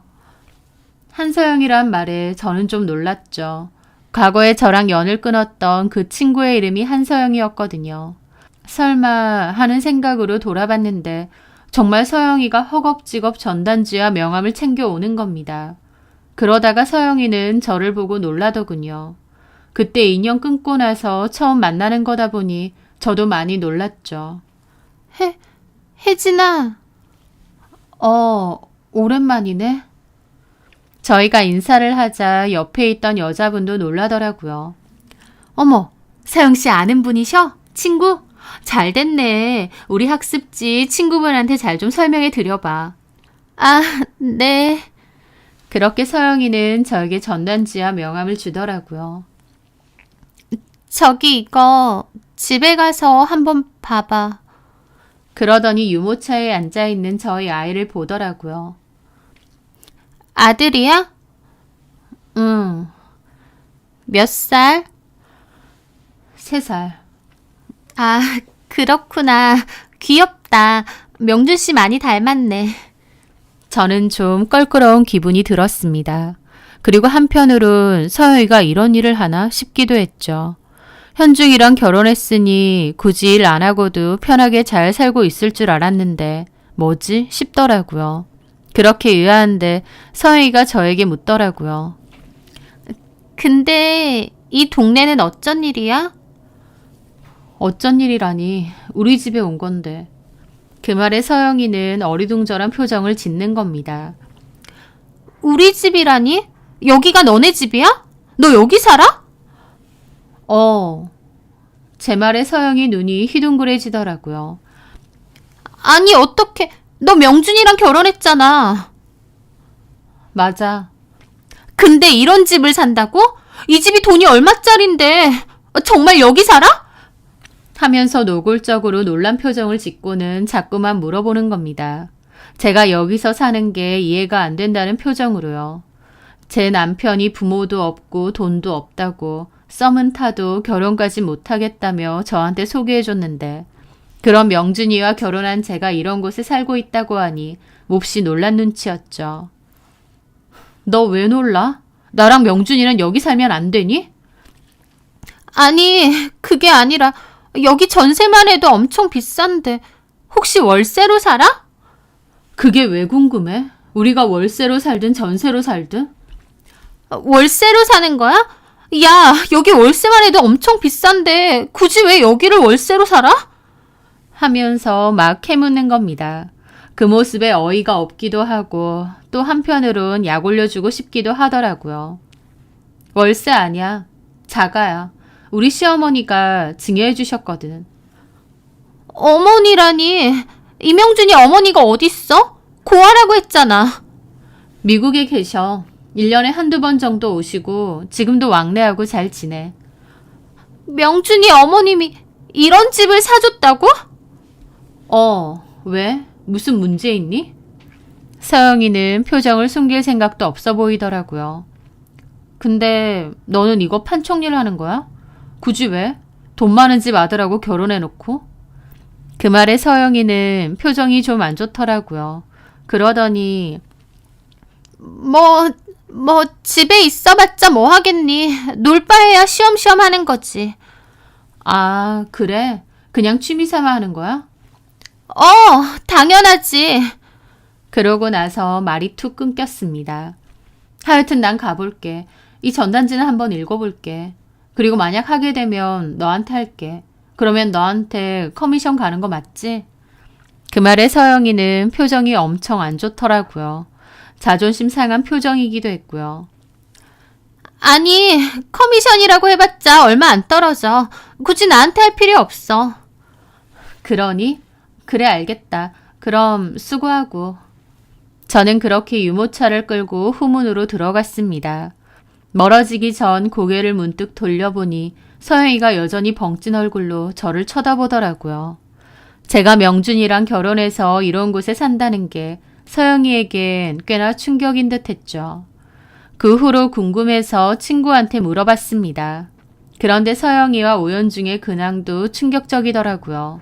제가 의도적으로 그 두 사람 얘기는 하지 말라고 해서 그동안 저도 들은 게 없고 몰랐는데 서영이가 오연중과 결혼하고 나서 얼마 뒤 오연중 아버지 공장이 폭삭 망했다는 겁니다. 무리하게 사업 늘리려다가 감당이 안 돼서 쫄딱 망했고 결국 공장 문까지 닫았다가 다른 사람에게 헐값에 넘겼다고 하더라고요. 그 일로 오연중 아버지는 쓰러지셔서 병원 신세 지고 있고요. 아버지 밑에서 일하던 오연중은 급하게 작은 회사로 취업을 했는데 부잣집 한량 도련님이 남 밑에서 일하기가 쉬웠겠나요.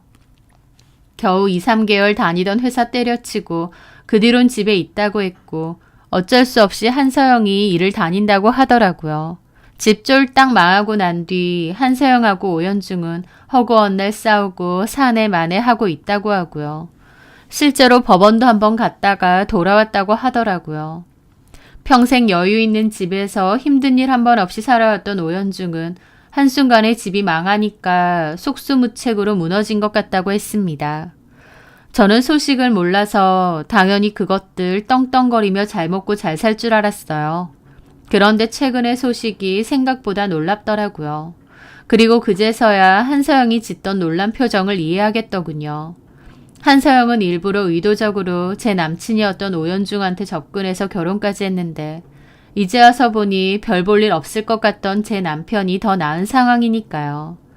서영이가 왜 그런 기막힌 표정을 짓고 있었는지 이제 다 알겠더군요. 사실 어머님 덕에 집은 좋은 곳으로 바뀌었지만 남편과 저는 여전히 똑같습니다. 열심히 일하고 저축하고 서로를 의지해가며 성실하게 하루하루 살아가고 있죠. 제 삶보다는 성실하고 책임감 넘치는 남편이 제 곁에 있다는 게 저한테는 너무 듬직하고 든든한 일인 것 같습니다. 남편이나 저나 과거에 가난하고 힘든 삶을 살아왔잖아요. 그때는 그 가난 때문에 서럽고 가슴 아픈 일도 많았는데요. 오히려 그런 힘든 일도 겪어봤기 때문에 좀 더 마음이 단단하고 굳센 사람이 된 것 같습니다. 그래서 설령 남편과 제가 다시금 형편이 어려워진다고 해도 서로 함께 이겨내고 일어날 수 있는 힘이 있을 것 같아요. 없이 살아봤기에 가진 것을 감사해야 하고 소중히 여길 줄 알고요. 수목 원 안의 양질의 토지 속에서 보살핌을 받은 나무는 뿌리를 짧게 내리기 때문에 태풍이 오면 견디지 못하고 잘 쓰러진다고 합니다. 반면 가로수길의 억척스러운 환경에서 자란 나무는 뿌리를 길고 단단하게 내기 때문에 웬만한 태풍에도 꿈쩍하지 않고 버틴다고 하죠. 때로는 지난날의 가난하고 힘든 상황이 기나긴 인생에서 보면 오히려 단단한 뿌리가 되어주는 경우도 있지 않나 싶습니다. 수준 맞는 사람들끼리 살아야 된다고 말했던 서영이 힘든 일에도 낙천적이고 밝게 하루하루 성실하고 멋지게 살아가는 제 남편이 제 수준에 맞는 반쪽이라고 생각하니 오히려 너무 행복하고 기쁘네요. 앞으로도 남은 인생 남편과 서로 의지해서 행복하게 잘 살아가려 합니다. 제 사연 들어주셔서 감사합니다.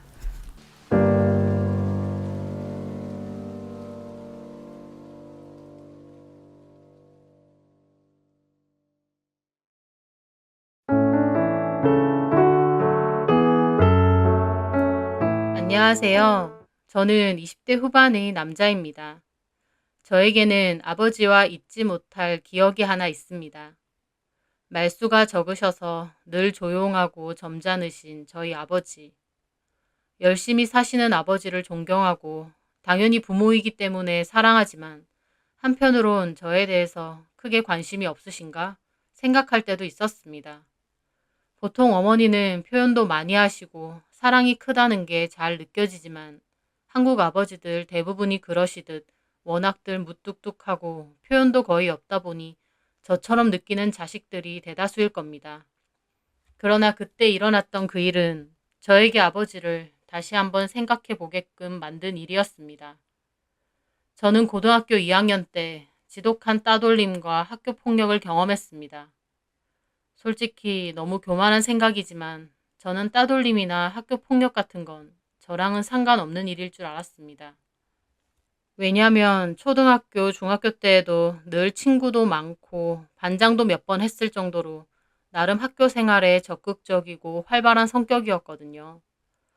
따돌림을 당하는 친구들은 보통 성격도 이상하고 음침한 데다 매사 소극적이고 소심해서 그런 일을 당하는 줄 알았습니다. 좀 적극적으로 친구도 사귀고 폭력이 부당하면 따질 줄도 알고 그래야지 왜 한심하게 당하기만 할까 라면서요. 저 혼자서 그렇게 정의 내리고 학교 폭력이나 따돌림 받는 애들은 그럴 만한 이유가 있겠지라는 생각을 할 정도였습니다. 그런데 아니더군요. 제가 따돌림과 학교 폭력을 직접 당해보니 그런 상황 속에선 그 누구도 밝고 활발해질 수가 없습니다. 애초에 이상한 성격이라 따돌림을 당하는 게 아니라 그런 일을 겪음으로써 어두워지고 소심해지고 자격지심이나 자기 연민도 극도로 심해지는 거였습니다. 제가 딱 그랬거든요. 밝고 명랑하던 저는 하루아침에 왕따이자 학교 폭력의 피해자가 되었고 학교에 가는 게 죽기보다 싫어서 무단으로 학교에 나가지 않기도 했습니다. 지금까지 살면서 그때가 제 인생에서 가장 암흑기였던 것 같습니다. 제가 학교 폭력을 당한 시작은 친한 친구로부터였습니다. 명진이라는 친구놈은 고등학교 1학년 때 같은 반을 하며 친해졌는데 공부에는 관심이 없고 노는 걸 좋아하는 친구였어요. 제가 여태껏 친하게 지냈던 친구들과는 좀 다른 결을 가진 친구였죠. 하지만 그 친구가 대화를 하거나 지내보면 워낙 재밌었습니다. 그래서 그 친구와 시간을 보내는 게 즐거웠고요. 명지인은 그때 자기 엄마의 등살에 못 이겨 저와 같은 학원을 다니긴 했는데 종종 학원을 빼먹고 놀러 다녔습니다. 저는 별로 상관은 안 했는데 나중에는 저더러 같이 빼먹자고 꼬시는 겁니다. 저는 가고 싶은 대학도 있고 생활기록부 신경도 써야 되니 그 친구가 자꾸 저를 꼬시는 게 나중엔 짜증나더라고요. 하지만 친한 친구기도 하고 제가 자꾸 거절하니 서운해하길래 못 이기는 척 몇 번 학원을 째고 PC방도 가고 노래방도 갔었죠. 그런데 그런 곳을 가면 중학교 때부터 친구였다는 몇몇 친구들이 꼭 있더라고요. 그중엔 저희 학교 애도 있고 아닌 애들도 섞여 있었는데 저희 학교 다니는 애들은 저도 아는 애들이었습니다. 소위 말하는 문제야 일진들이었거든요. 걔네는 학교도 드문드문 나오고 다른 반이라 잘 몰랐는데 명진이랑 친한지 학교 밖에서 잘 어울린다고 했습니다. 솔직히 대화를 해보면 재밌기는 해도 한편으론 마냥 질이 좋지는 않은 애들이구나 라는 생각도 있었습니다. 말의 반은 욕이었고 공부에는 이미 손 놓은 데다 담배 피는 애도 있고 술집을 뚫어 미성년자인데도 술 마시러 다니는 애도 있더군요. 저는 몇 번은 같이 봤지만 점차 그 애들 노는 게 저랑은 맞지 않고 불편하기도 했고 괜히 안 좋은 쪽으로 물들 것 같았습니다. 엄마에게 거짓말하며 학원을 째는 것도 죄송했고요. 그래서 나중에는 이런저런 핑계로 같이 가자는 명진이의 제안을 웃으며 거절을 했는데 명진이 놈이 그럼에도 자꾸 꼬시길래 저도 화가 나서 대놓고 말을 했거든요. 야, 싫다는데 왜 자꾸 같이 가재? 네 친구들 너나 만나. 와, 이 새끼 말하는 것 봐. 걔네 네 친구기도 하잖아. 걔네가 왜 내 친구야? 그냥 몇 번 만나서 논 게 단데. 뭐? 명지인은 제 말에 배신감이 느껴지는 표정을 짓더라고요. 하지만 저는 명지인을 잡고 얘기를 했습니다.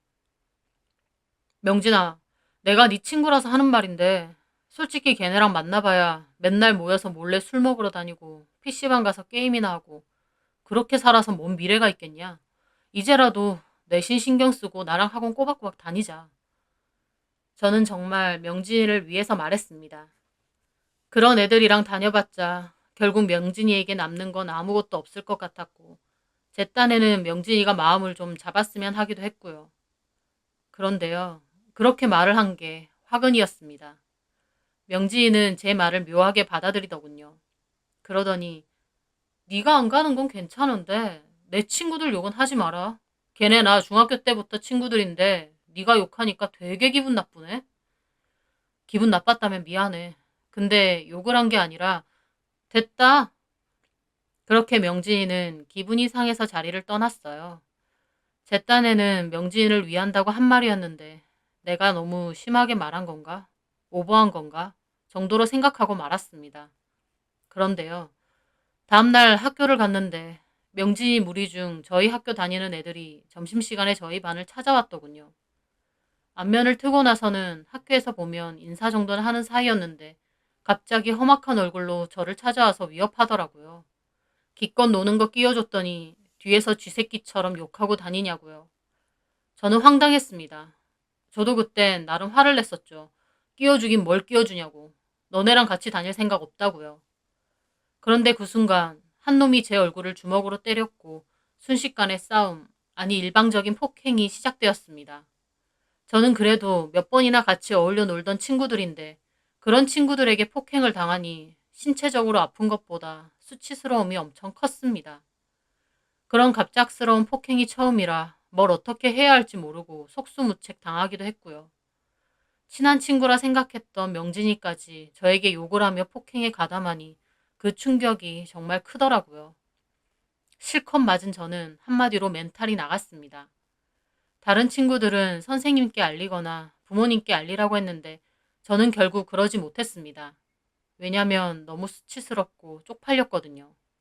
반 아이들이 다 보는 앞에서 친한 친구 명진이 그리고 그 무리들에게 일방적으로 개패듯 맞게 되니 저의 멘탈은 산산조각이 났고 정상적인 사고가 안 됐습니다. 그래서 선생님께도 부모님께도 아무 말 못했습니다. 차라리 그때 말했으면 빨리 도움을 요청했으면 뭐가 달라졌을까 싶기도 하지만 저는 그때 쪽팔린다는 이유로 입을 닫게 되었습니다. 그런데 그 후로 본격적인 학교 폭력이 시작됐습니다. 한때는 친구라고 부르던 그 애들은 툭 하면 제 자리 근처로 와 저를 조롱했고 제가 지나갈 때면 일부러 제 어깨를 치고 가거나 갑자기 뒤에서 발로 차는 일도 있었습니다.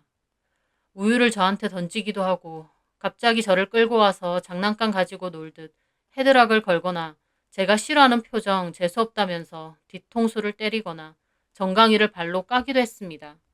소위 말하는 빵 셔틀이라고 저한테 자기들 먹을 걸 사오라고 할 때도 있었고 제가 갖고 있는 물건들을 자기들 마음대로 들고 갈 때도 있었죠. 싫다고 반항하면 또 뒤통수를 때리고요. 저에게 폭력을 행사하는 그 애들이 점점 무서워지더라고요. 시간이 지나면서 움츠러들고 그 아이들을 피해 다니게 되었습니다. 집에 가는 길에 괜히 그 애들을 만나게 되면 돈을 뜯기거나 장난감처럼 잡혀서 맞게 되니까요. 그 아이들은 제가 움츠러들수록 더 집요하게 저를 괴롭혔고 저를 도와주거나 말을 걸면 자기도 똑같은 일을 당하게 된다는 걸 안 다른 반 친구들도 서서히 저를 외면하기 시작했습니다. 그러면서 저는 학교 폭력에 이어 따돌림까지 당하게 된 것이었어요.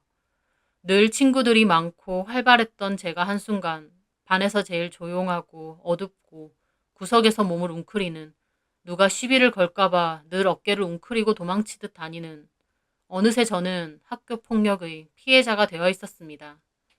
하지만 그때까지도 그걸 받아들이지 못했어요. 왕따니 학교 폭력이니 다 나와는 먼 세상 이야기인 줄 알았으니까요. 좀만 지나면 안 저러겠지. 내가 고분고분하게 굴면 그만하겠지. 그런 생각을 하며 마치 도살장을 끌려가듯 학교를 갔습니다. 그러면서 점차 자책하게 되더라고요. 내가 명진이에게 왜 그런 말을 했을까? 아니, 왜 명진이와 친해졌을까? 아니, 왜 애초에 이 학교로 왔을까? 하며 끝도 없는 이유를 저에게서 찾았습니다. 하지만 나중에 돌이켜보니 이유는 없더군요. 그저 심심했던 그 애들에게 동갑이면서 훈계나 해대며 잘난 척하는 제가 안 이꾸었고 재미있는 놀잇감이자 장난감으로 선택된 것뿐이었습니다. 그렇게 저는 저희 학교의 공식 왕따이자 그 애들의 샌드백이 되었습니다. 저희 부모님은 모르셨냐고요? 초반엔 제가 나름 철저하게 숨겼습니다. 집에서 티도 내지 않았어요. 방문을 닫고 숨죽여 운 적은 있지만 최소한 부모님 앞에서는 티를 안 내려고 노력했습니다. 애초에 부모님은 맞벌이로 일하시고 저도 학원이니 독서실이니 등등 이유로 집에 잘 있지도 않았고요. 친구들보다 선생님보다 더 알리기 싫었던 존재가 바로 부모님이었거든요. 하지만 언제까지 속일 수는 없었겠죠. 결국 저는 엄마에게 걸렸습니다. 학원에 갔지만 심란해서 공부가 손에 잡히지 않은 저는 대충 있다가 좀 일찍 집에 돌아왔습니다. 그런데 엄마가 소파에 가만히 앉아 계시면서 저한테 얘기 좀 하자고 하시더군요. 그러면서 엄마가 성수 엄마한테 들었는데 너 요새 친구들이 괴롭히니? 물으시더라고요. 저희 학교에 같이 다니는 친구 하나가 자기 엄마한테 제 이야기를 했는데 그 엄마분이 저희 엄마랑 종종 연락을 하는 사이거든요. 그분께 이 일을 들은 엄마는 놀라서 집에 오셔서 저를 기다리셨더라고요. 저는 그런 거 아니라고 잡아댔지만 결국 엄마가 집요하게 물어보시면서 학교에 직접 물어보겠다고 하셔서 사실대로 말할 수밖에 없었습니다. 엄마는 당연히 눈물까지 흘릴 정도로 속상해 하셨어요. 엄마가 당장이라도 학교 찾아가서 담임 선생님도 만나고 그 부모들 다 만날 거라고, 학교 폭력위원회도 열 거라고 하셨는데 저는 제발 그런 거 하지 말라고 무릎까지 꿇고 빌었습니다. 엄마가 그렇게 하시는 것도 당연하고 해야 될 일인데도 그때의 저는 그런 것들이 죽기보다 싫었어요. 엄마가 그렇게 하면 그 애들은 더 집요하게 그리고 교묘하게 저를 괴롭힐 것 같았거든요. 저는 엄마에게 제발 아무것도 하지 말아달라고 했습니다. 하지만 그렇게 엄마가 아시고 나자 저는 더 이상 아무렇지 않은 척 연기하고 싶지 않았어요. 그래서 등교를 거부하고 그냥 방에 처박혀 있었습니다. 오히려 그전까진 부모님은 몰라야 된다는 생각이 있었다면 엄마가 아시게 되니 에라 모르겠다, 될 대로 되라 싶어진 거죠. 방에 처박혀 지내니 더욱 우울해지고 그냥 죽고 싶었습니다. 공부도 당연히 하기 싫고 그 애들을 죽이고 나도 죽고 싶은 심정이었어요. 엄마는 애 같아서 우시면서 제발 얘기 좀 하자고 하셨지만 저는 제발 저 좀 내버려 두라고, 학교 찾아가거나 학폭이 열면 진짜 창문에서 뛰어내릴 거라고 했습니다. 엄마는 이러지도 저러지도 못하셨고요. 그리고 아빠도 그 사실을 아셨습니다.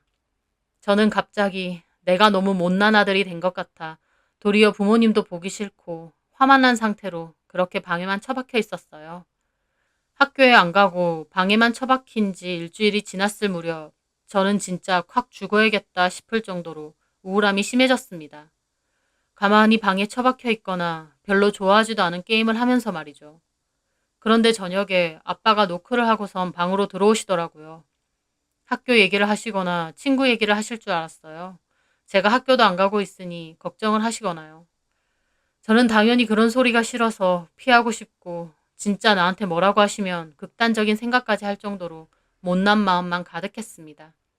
그런데 저희 아빠는 엉뚱하게 아들, 아빠랑 배드민턴 치러 가자. 그러시는 거예요. 저는 속으로 배드민턴 핑계로 이 일에 대해서 얘기하려고 하시는구나 싶었죠. 그래서 싫다고 했습니다.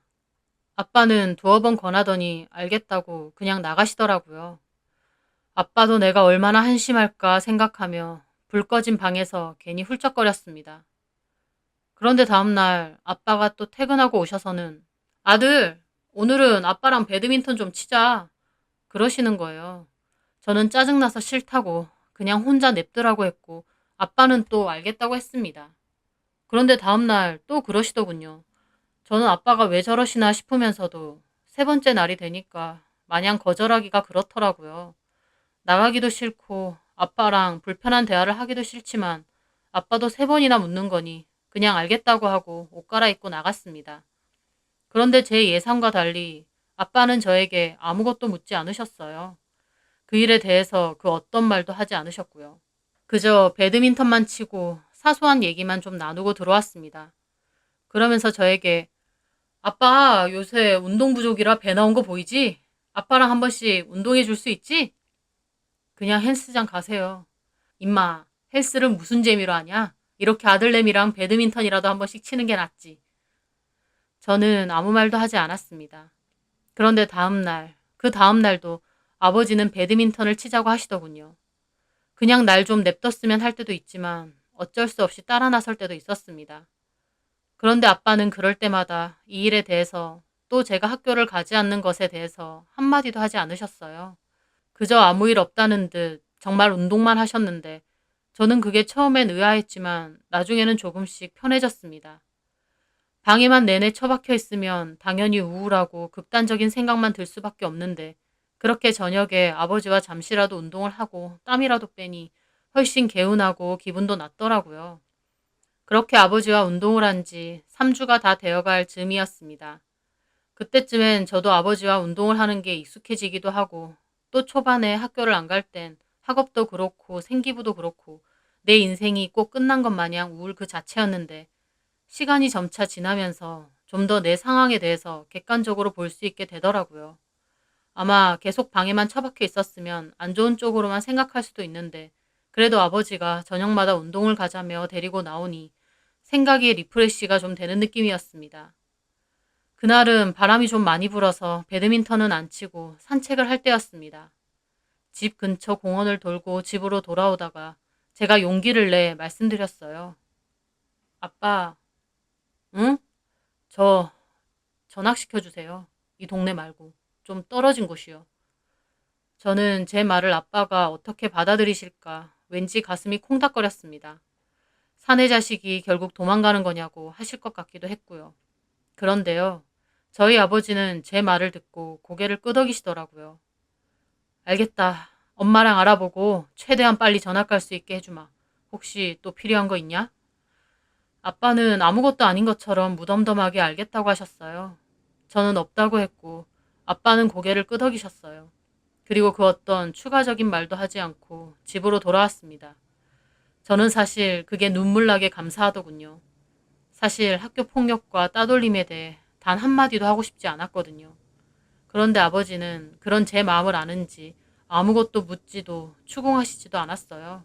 그저 제가 원하는 대로 해주겠다고만 하셨습니다. 그 후 저희 부모님은 조금 떨어진 동네에 있는 고등학교로 전학 수속을 해주셨고 저는 걸어서 10분 거리의 고등학교에서 버스를 타고 30분을 가야 하는 거리의 고등학교로 옮겼습니다. 고등학교를 그렇게 옮기는 것도 사실 큰 용기는 필요했습니다.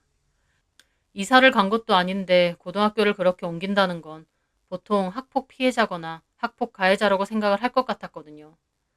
저도 옮긴 학교에서 제가 이전 학교에서 왕따였다는 걸 알 것 같기도 하고 이미 주눅이 심하게 들어있어서 잘 적응할 수 있을까 걱정도 됐습니다. 그런 제 마음을 아는지 저희 아빠가 전학 가기 전날 운동할 때 저한테 말을 거셨어요. 승진아, 예? 내일 새로운 학교 가는데 많이 긴장되지? 조금요. 있잖아. 너 초등학교 때 아빠 회사 옮긴 거 기억나냐? 네. 그때 여기로 이사도 왔잖아요. 맞아. 그때 아빠 왜 옮겼는 줄 아냐? 지금 회사가 더 커서 그런 거 아니에요? 사실 아빠 그 회사에서 왕따였거든. 그러면서 아빠가 웃으시더라고요. 저는 생각지도 못한 말이라 놀랐습니다. 네? 학교처럼 회사에도 주도적인 무리가 있는데 아빠는 그 무리에 어울리는 사람은 아니었어. 그저 일만 묵묵히 하면 되는 줄 알았는데 그게 아니더란 말이지. 그 무리에 못 끼인 아빠는 입지도 점점 좁아지고 승진도 누락되고 막판에는 좀 먼 지역으로 자천까지 되더라고. 그때 아빠 기분이 참 괴로운 거야. 학교 졸업하고 첫 취업한 회사고 죽어라 이랬고 딸린 처자식도 있는데 회사에선 밑보였고 내 자리는 없어지고 나는 어쩌나 싶었지.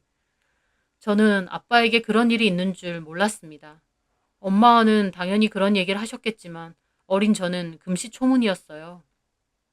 인생을 두 번 사는 사람 없듯이 아빠도 그때 참 절망적이고 인생 다 끝난 것 같은 기분이더라. 헌신했던 곳에서 배신당한 기분이랄까? 게다가 좌천까지 당했으니 고민 끝에 그만뒀어. 그때 아빠 기분은 꼭 도망자가 된 것 같았어. 못 버티고 도망가는 내 꼴이 참 비참하더라고. 그때 정말 힘들었는데 너랑 엄마 보고 버텼다. 그런데 참 신기한 게 인생사 세옹지마라고 지금 회사에 입사하게 됐잖아. 지금 회사가 훨씬 크고 연봉도 좋고 사람들도 괜찮지. 이 회사라고 파벌 같은 게 없는 건 아니지만 적어도 전 회사처럼 심하진 않으니까. 저는 아빠의 말에 고개를 끄덕였습니다. 아빠는 웃으면서 저에게 말해주시더군요. 어쨌든 아빠 말은 힘든 일을 겪었을 때 왜 나한테 이런 일이 생겼을까 하면서 그 불행의 원인과 괴로움을 계속 곱씹는단 말이야.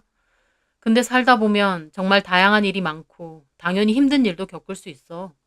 그런데 그 일들은 때론 더 좋은 일이 되기도 하고 또 내면이 더 단단해지는 계기가 되기도 해. 네가 겪은 일, 사람 멘탈 박살내는 일이고 정말 힘들다는 것도 안다. 그래서 꿋꿋하게 잘 버텨주고 아빠랑 같이 운동도 다녀줘서 고마워. 아빠한테 전학 가고 싶다고 말한 건 네가 이미 용기와 의지가 있다는 뜻이야. 상황을 네 스스로 바로잡고 싶다는 거니까. 이건 도망치는 것도 피하는 것도 아니다. 네 스스로 해결할 수 있는 방법을 궁리하고 선택한 거다. 그러니까 기죽지 마라, 우리 아들. 너는 용기도 있고 의지도 있는 놈이니까.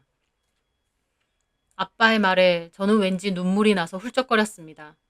저를 탓하지 않고 제가 한 선택을 응원해 주시는 아빠의 말에 저는 큰 자신감을 얻게 되었거든요. 늘 조용하고 회사 일로 바빠 저에게 큰 관심이 없는 줄 알았던 우리 아빠.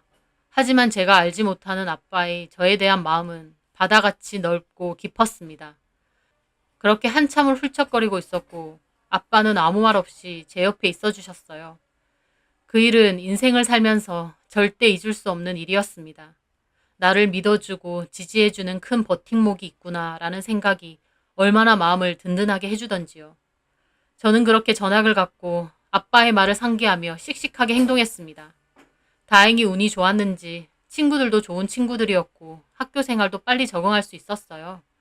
물론 반애 중 한 명이 저보고 전학 온 이유가 학폭 때문이냐며 사람을 괜히 찔러댄 적도 있지만 저는 무시하고 꿋꿋하게 잘 지내며 다시 예전의 성격을 조금씩 되찾았습니다. 그렇게 공부도 하고 무사히 졸업도 하고 대학 진학도 했습니다. 그때 만난 친구들은 둘도 없는 절친이 돼서 지금까지도 연락하며 잘 지내고 있고요. 시간이 많이 지나 아빠와 술을 한잔하며 그때 왜 나에게 아무것도 묻지 않았냐고 여쭤봤어요. 저희 아빠는 웃으시더라고요. 엄청 묻고 싶었지. 너 학교 안 가니까 답답해 죽을 것 같고 앞으로 어떡할 거냐고 널 퇴근하고 싶기도 하고. 근데 네가 너무 위태로워 보이고 힘들어 보여서 그렇게 하면 안 되겠더라고.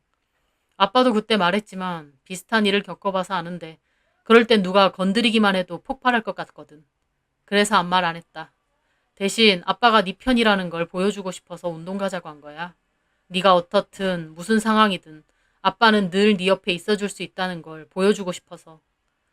처음엔 안 따라가서 마음이 덜컥했는데 나중엔 네가 곧잘 따라와줘서 아빠도 다행이다 싶더라고. 나도 나름대로 노력을 했지만 너도 노력을 한 거지 뭐. 저는 아버지의 주름진 웃음을 보며 너무 감사하다고 생각했습니다. 이제는 나이가 많이 든 저는 저희 아빠처럼 제 자녀에게 현명하고 좋은 아버지가 될 수 있을까 자신이 없습니다.